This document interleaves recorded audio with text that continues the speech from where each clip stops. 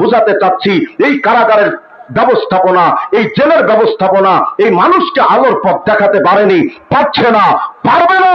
তবে আমি লক্ষ লক্ষ প্রমাণ আপনাকে দেখাতে পারবো। জেল লাগে না, জুলুম লাগে না, জরিমানা লাগে না, দুর্নীতি দমন কমিশন লাগে না, police, army, RAB, BDR, NSI, DGFI, SBDB, CID, সেনাবাহিনী কিচ্ছু লাগে না।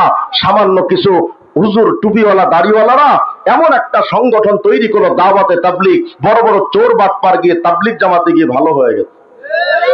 চরমোনা, উজানি, নানুপুর, চট্টগ্রাম হুজুরদের কাছে গিয়ে তারা ভালোর পথে, আলোর পথে ফিরে এসেছে। আমি বোঝাতে চাচ্ছি, আলোকিত একটা সমাজ গঠন করার জন্য ইসলামতন্ত্র দরকার। মোল্লাতন্ত্র ছাড়া শান্তি কোশ্চিন কেন আনতে পারবেন না?